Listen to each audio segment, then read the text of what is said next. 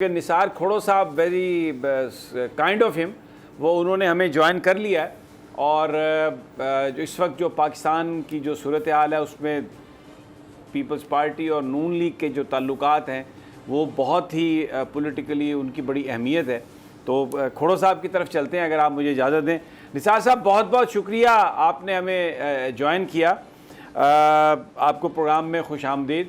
اور سب سے پہلا جو میرا آپ سے سوال ہے وہ یہی ہے کہ اس وقت جو پیپلز پارٹی اور نون لیگ کے بیچ میں جو بہت ساری چیزوں پر ایسا لگ رہا ہے کہ اختلاف ہے، اور خاص طور پر سندھ کے اندر جو سیلاب کی تباہ کاریاں ہوئیں اس میں سندھ یہ کہہ رہا ہے کہ 25 ارب روپیہ جو جس طرح صوبے نے وقف کیا ہے تو وفاق بھی اس حوالے سے اسی طرح اس کو ریسیپروکیٹ کرے، یعنی اس کو میچ کرے.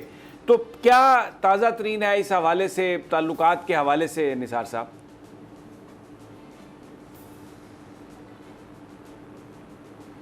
دیکھیے بھائی، اس وقت بجٹ بن رہا ہے اگلے سال کے لیے.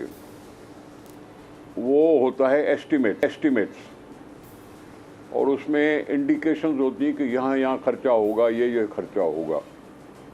یہ اگلا سال جو آئے گا اس کے لیے ہم اگر سندھ کو ریپرزینٹ کر رہے ہیں، جس کے لیے پرائم منسٹر صاحب نے بھی کہا تھا کہ $30 ارب کا نقصان ہوا ہے. $30 ارب، یعنی لوگوں کو ریہیبلیٹیٹ کرنے کے لیے، ان کو گھر بنانے کے لیے جو کچھ بھی خرچہ ہونا ہے وہ اس کا اندازہ $30 ارب کی بات ہے. اور اگر اس میں پھر خاطر خواہ الوکیشن نہ رکھی جائے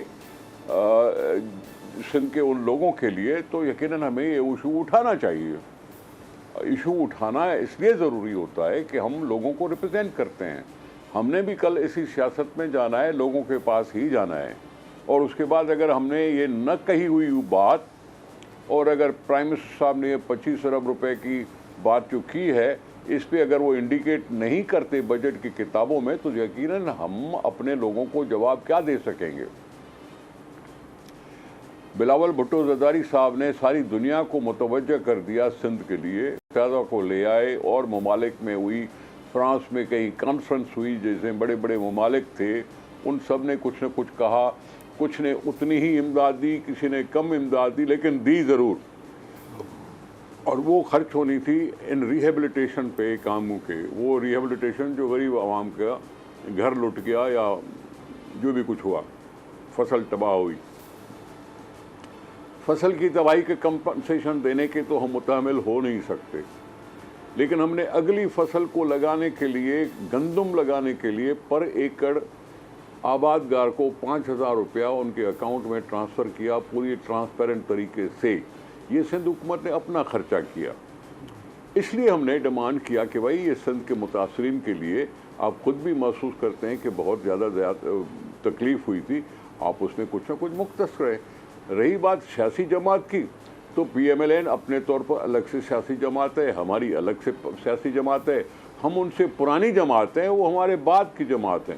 ٹھیک ہے، ان کے بھی اپنے اپنے اثر رسوخ ہو سکتا ہے، ہمارا بھی اپنا اثر رسوخ ہو سکتا ہے. پہلے جب 2 پارٹی سسٹم ہوتا تھا تو کبھی پیپلز پارٹی جیتتی تھی، کبھی پی ایم ایل این جیتی تھی، اور پھر پیپلز پارٹی جیتی تھی، پھر پی ایم ایل این جیتتی تھی. یہ کچھ لوگوں کو اچھا نہیں لگا کہ انہوں نے تیسری جماعت لانے کی بات کی. ایک تیسری جماعت خاصی کامیاب نہیں ہو سکی تو یہ تیسرے فتنے کو کھڑا کر دیا.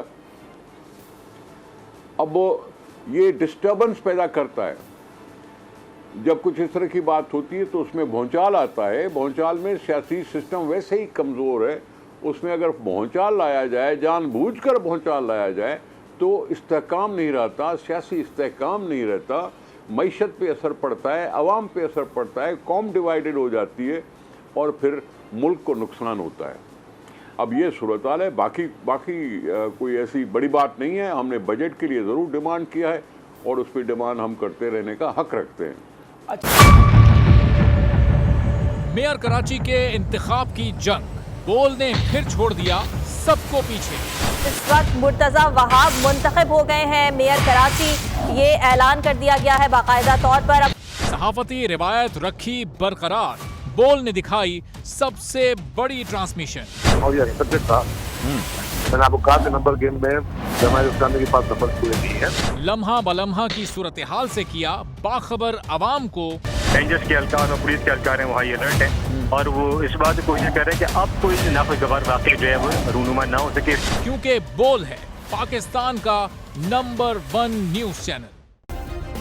सब्सक्राइब करें और बेल दबाएं ताकि कोई खबर रह न जाए।